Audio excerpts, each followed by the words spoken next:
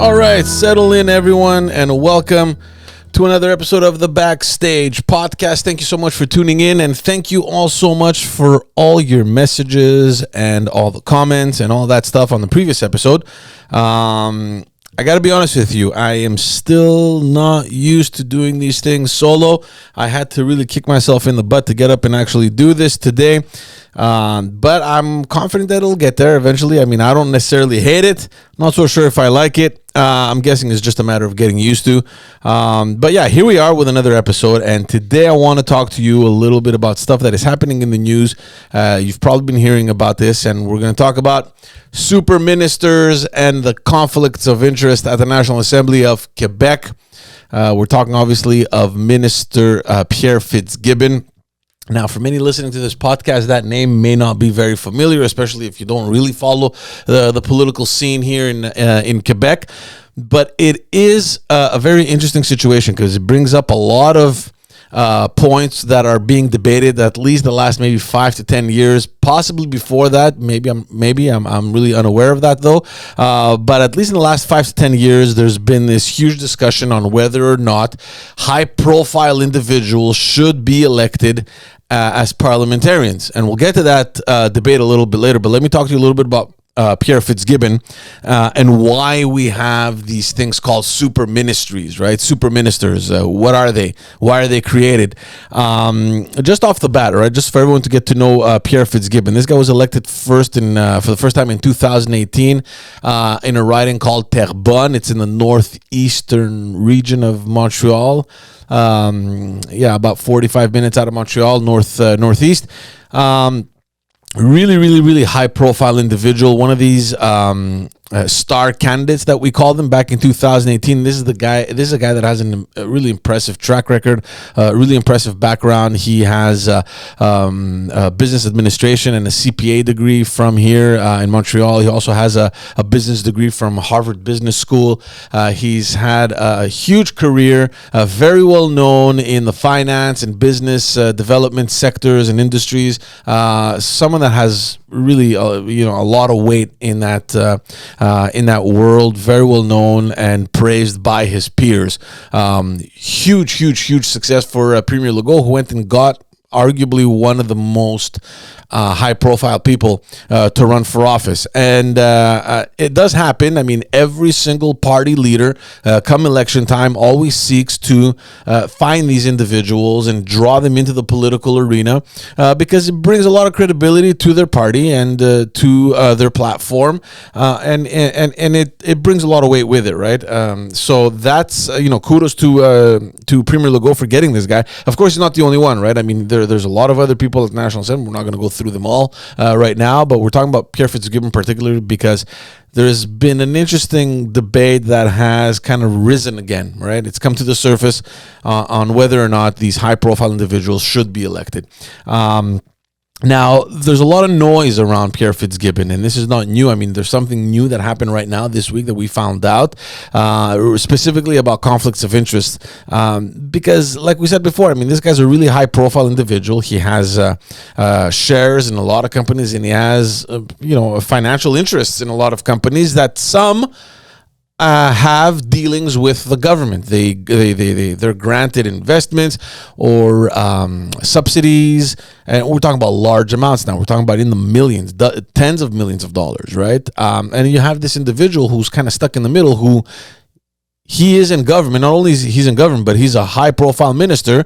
And then you have the companies that he has shares in that were granted all these subsidies. And there's all these question marks that came out. And of course, and we'll get to the new one now. But just to remind everyone listening or watching, he has had 3 strikes already with the Ethics Commission at the National Assembly because of practices like this that, it's not really illegal, but it's unethical, right? And the Ethics Commission of the National Assembly actually sent a notice to the Premier, I believe it was a year and a half ago, to the effect that if he doesn't remove Pierre Fitzgibbon as minister, the ethics commissioner, would remove him from parliament.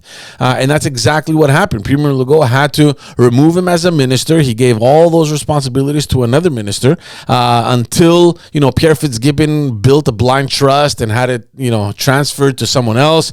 All his interests, technically he's not aware of what's happening. That's, the whole idea behind a blind trust. But that takes time to do, right? It takes time to accomplish. In any case, apparently this was all done. It's all been taken care of. And as soon as that was done, he came back as a minister. Now, let's talk about the super minister and why it's important. And of course, this is not new. It's happened in the past. Probably it'll happen again in the future. What is a super minister? Basically, it is a minister that wants to have the responsibility on many different aspects that would otherwise fall under different ministries, but they just accumulate them and have the sole kind of responsibility of all these ministries. It usually happens with the economy, and premiers in the past have always tried to kind of accumulate everything that is related to economy under one individual, so everything that touches a little bit the economy. And this is exactly what Minister Fitzgibbon got this time around. For those who've been following, last week Premier Legault appointed his cabinet ministers, and the one person that was highly talked about was Pierre Fitzgibbon, because it had leaked. There were some rumors that he was going to get additional ministries, that they were going to split up other departments and give him some. And it was talked about even before the ceremony where these ministers were nominated. So let me give you the rundown over here. So Pierre Fitzgibbon, he was the Minister of Economy and Innovation. And onto that, they also added the energy. He's also Minister of Energy. Now, for those wondering, energy was always packaged together with natural resources. There was a Minister of Energy and Natural Resources. And Pierre Fitzgibbon, apparently rumors are from all the articles that came out even before the end of the election, that he was kind of, discussing with Premier Legault if, the eventuality that they made government, which was obviously well known that they would make government, obviously it was an obvious thing, that he would want to break that department and take energy, take the responsibility of energy. Took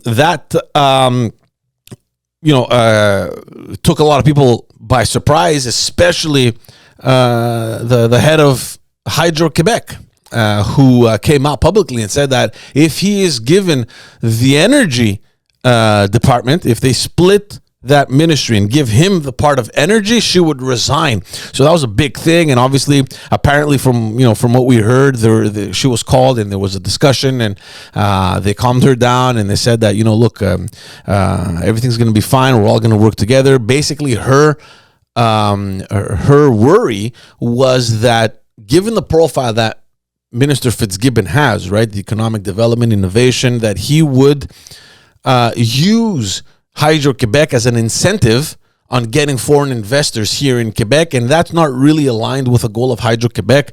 And the head of Hydro-Quebec, Mrs. Brochu, didn't want to go down that path. We'll see how that develops and how that relationship evolves going forward.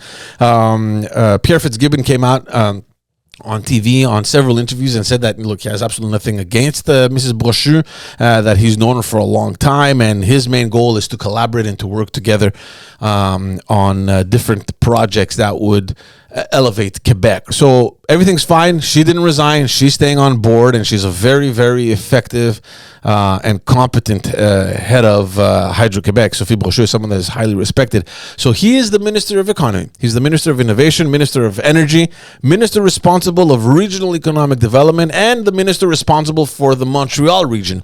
So basically anything that has to do with economy and economic development, he wanted it and he got it.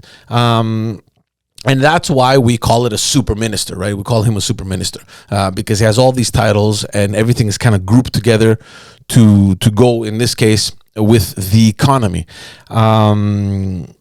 Is it a good thing? Is it a bad thing? I mean, it's happened in the past. It's probably going to happen in the future. And especially if you have high-profile individuals like that have a huge influence, especially on the premier, it's no surprise that he went to to the premier and said, listen, this is what I want. Next time around, let's make these moves. Give me the responsibility. I want to take more. It's going to be better. It's going to make things easier for me rather than having to make decisions on his files and then have to go consult the other minister for certain things that touch on energy, for example, or any other department. He just wants to be the sole person responsible for these things, and he got it. There was actually a rumor going around before the end of the elections that he wanted to also have the part of international relations department that deals with economic development. Now, for those who don't know, Quebec does have an international relations department. It's not a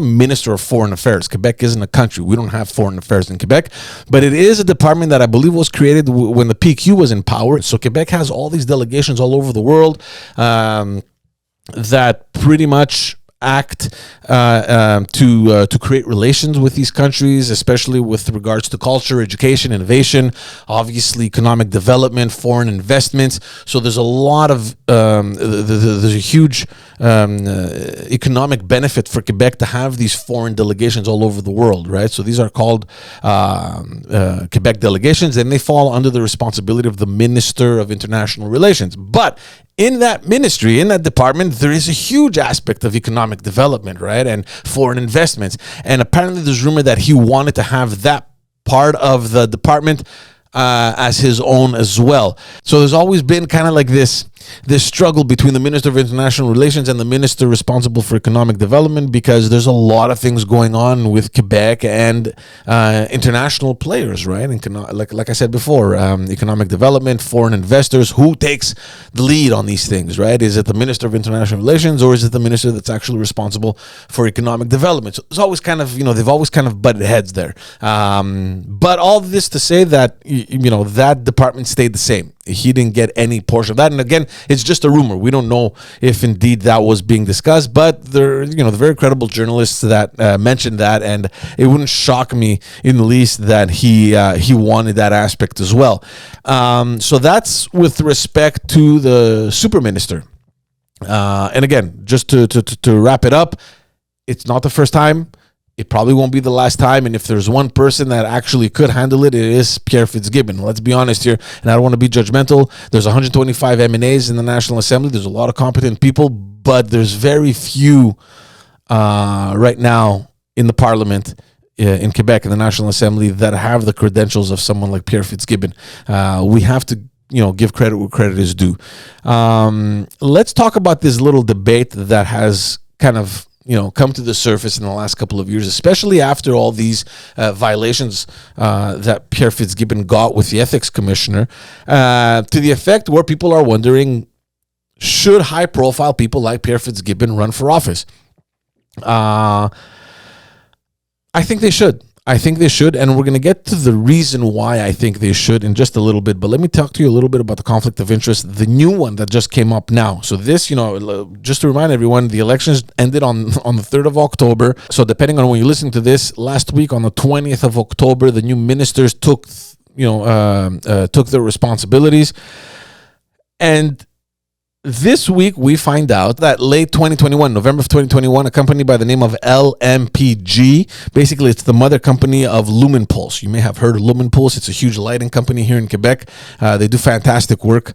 They received, this $50 million, and this is a company whose shares Pierre Fitzgibbon has, right? It's in his blind trust. It's in his portfolio.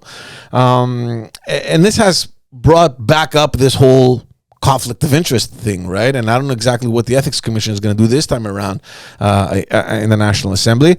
But here's the complicated thing in this situation. We know now that Pierre Fitzgibbon has created a blind trust, and he's transferred the responsibility of this blind trust to a certain individual by the name of Michel Ringuet, all right? But Pierre Fitzgibbon started the process of creating this blind trust end of 2021, in the fall of 2021, and it was finalized in January of 2022. So the money was granted to this company probably before this blind trust was actually finalized and transferred to, and the responsibility of which was transferred to Mr. Ringuet. Was the blind trust in effect? I mean, is there a conflict of interest? I'll leave it up to you to judge. The news that came out was that Michel Ringuet is actually a member of the board of LMPG, and he was a member of the board while they were discussing with the government on getting these investments. So just to be clear, the $50 million breaks down in two. They received $26 million from Investissement Québec, which is the investment arm of the government. And they also got a $24 million investment from the economy department, of which obviously Pierre Fitzgibbon was in charge, right? He was the Minister of Economy and Innovation. And we know that he himself authorized this $24 million from his own department to this company. Now, many people have come out and said, listen, man, we have enough competent public servants that would be probably able to grant this money without necessarily having to go through Minister Fitzgibbon. Why was Minister Fitzgibbon involved, number one? And number two, the person that is in charge of his blind trust is sitting as a board member of this company that is getting all this money. Is it a conflict of interest? Is it not a conflict of interest? Maybe it is. Maybe it's not. I mean, I'm not an expert in these things. It does seem like it is a conflict of interest. We're going to wait and see exactly what comes out of this situation. It's relatively new. Again, let me remind you that Minister Fitzgibbon has 3 violations already with the ethics commissioner. And I mean, definitely this is a bad start to this mandate. I mean, this has, made news for a couple of days now. And again, it comes back to this whole debate on whether or not high-profile individuals should run for office.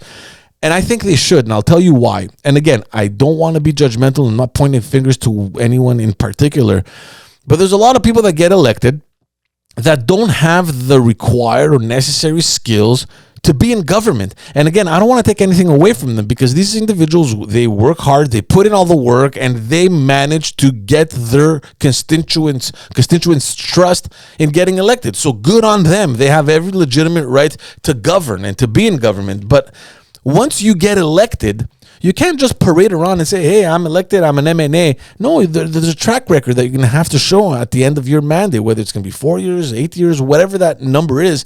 You're going to have to come out and say, this is what I did. So you need to know what to do. And we're not talking about procedural things, right? We're not talking about knowing how to table a bill or a motion or a private member's bill, understanding how committees work and the rules and regulations of question period in the National Assembly. Like, nobody knows these things, and they learn these things as they go, and actually they learn them quite fast, right? But I can tell you that there's a lot of people that get elected that don't really know anything about the big departments, right? Like, people get elected and they're appointed environment minister, for example, and they have absolutely zero knowledge on environment, right? There's people that have gotten elected as education ministers, and they have absolutely zero experience or knowledge of education.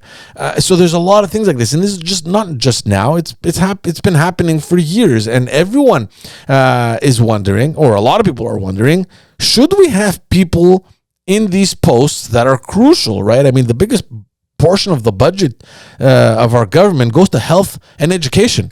Usually, at least in the last 15 years or so, at least since I've been involved, it's usually someone that has experience in medicine that has taken the direction of the Department of Health. Except now for Mr. Legault, it's Christian Dubé, but he's an absolute monster of an administrator. So regardless of the fact that he's not a doctor, he is very good at what he's doing, and of course he's gotten a lot of praise for it.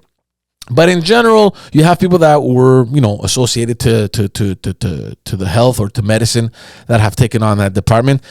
Education, however, not so much. You've had people that have been clueless about education and their school systems and the unions involved and all, this huge machine that's behind this department that have taken on this department. They have failed miserably.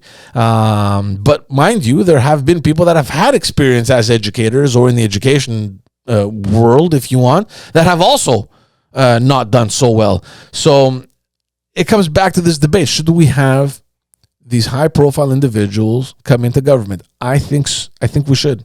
I think we should, specifically because of what I just said, that we have so many people that either don't know enough or don't have the required skills to do the job. I think, for people to run the government, there should be some knowledge associated to it. And again, I don't want to take away anything from the democratic process in Quebec that I think we're all very proud of. But the truth is, and people that are listening to this that probably don't follow politics that much in Quebec, you should know that there are people sitting in the National Assembly that do not have, in my opinion, the skills required to do the job. Yes, I do believe it, that they should be there.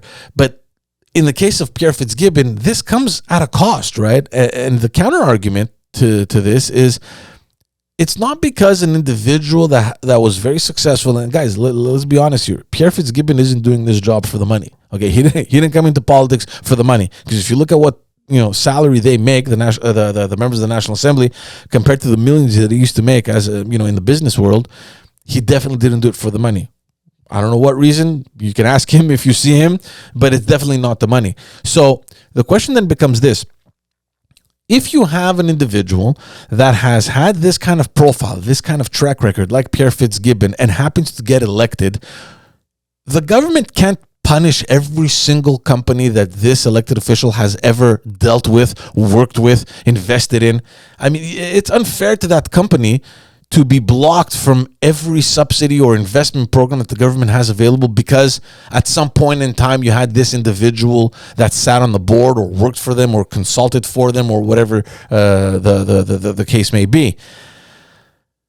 But on the other hand, I mean, he can recuse himself, right? He can say, look, guys, at some point I was involved with this company. Let me step back, let the public servants take over, and I won't have anything to do with this decision process. That option is also available, and I think that's the option that the ethics commissioner has been looking in, since the beginning of the last mandate. Now, again, it's not illegal to do what Pierre Fitzgibbon is doing. I mean, there's really nothing illegal there, but it is highly, highly unethical to be involved. If, in fact, this is happening, which, given all the articles and all the news that has come out, it seems as though he is really front and center with all these decisions that were made to grant all these funds to these companies.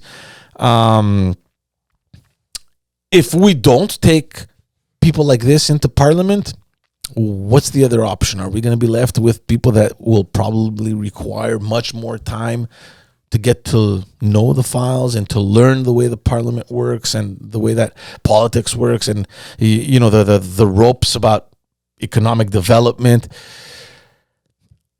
I don't know. I mean, if you're looking at Quebec and you're looking at the potential this province has, I will always support an idea that behind this government you have the right competence to do the job. And again, the job isn't always done perfectly, and that's a whole other debate on why it's not done. I mean, the Quebec government is huge, right? I mean, we're talking about the government, we're not talking about just the Hill, the elected officials. We're talking about a huge machine over here, right? The public service in Quebec is ginormous. Is that the problem?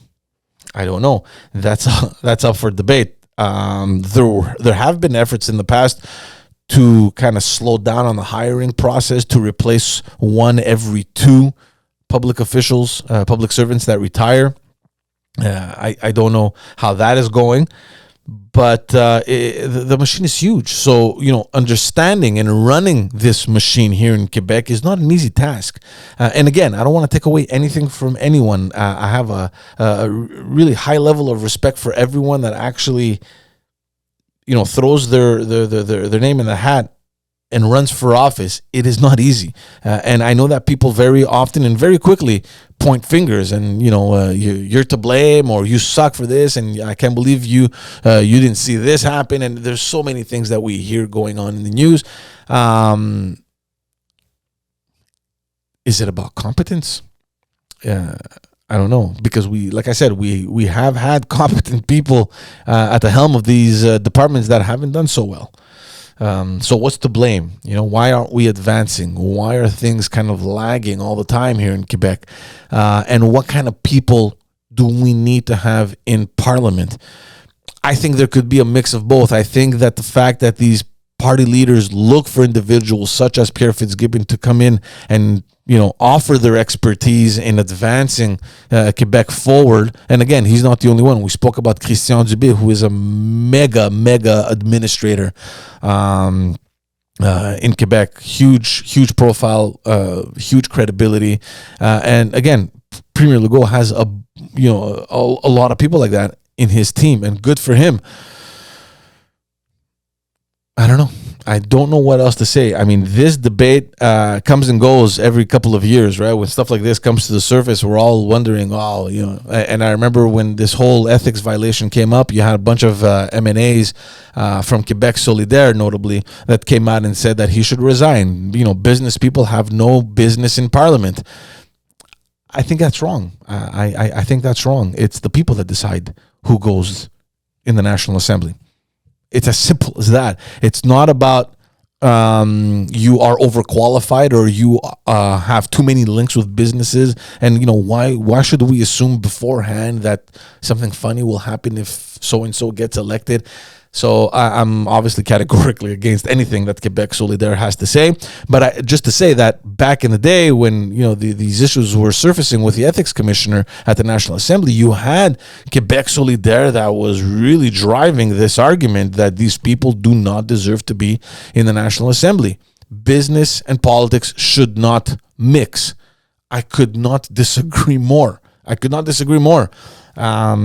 think we need highly competent people. I think we need highly skilled people. And these people, first of all, they're not a dime a dozen. And if you could get them, and if you could bring them into politics, all the better for you. And again, I can remember back in the day when the Liberals were in power. I mean, Jean Charest went and got Philippe Couillard back then, who was a major figure in the health industry. I can think of Raymond Bachand, Clément Gignac, Jacques Daou, heavyweights that, they left the world that they were in which, by the way, they were making a lot more money, and they gave their time to public service. I think we need that. But of course, I also understand that there needs to be a balance. And again, it's not illegal to have any of these things, to have investments and to have money and to place your money in stocks. You just have to mention these things to the ethics commissioner. You have to declare everything that you have. And then once the ethics commissioner has all this information, well, then they can guide you, such and such business. Well, they have dealings with the government. You're going to have to kind of step aside in these matters. And, they can outline, a path that you can take. Evidently, Pierre Fitzgibbon didn't do that. And obviously it came to the surface, and he got in trouble for it. Now, what's going to happen going forward? Many interesting things. One, primarily, I want to see how that relationship evolves between him and Sophie Brochu from Hydro-Québec. That's going to be interesting to see exactly how they're going to collaborate, if they're going to collaborate, and if they are going to collaborate, what interesting projects we're going to see here in Quebec or outside of Quebec, right? Because Hydro-Québec is involved in many investments outside of Quebec. And secondly, I'm very curious to see, once Parliament is in session, which is at the end of November, what the ethics commissioner is going to do with this new information that has come out. And is there going to be any other information that comes out? I don't know. We're going to have to wait and see. But until then, I want to thank you for tuning in to another solo episode of the Backstage Podcast. Rate this podcast, guys. Give this a 5-star. Help me out a little bit to grow this community. And if you're like me and you enjoy more the visual aspect of this podcast, and you're following it more on YouTube, then subscribe to the channel, share it, and let everyone know about what we're doing over here. Thank you all so much. I'll see you all very, very soon. Take care.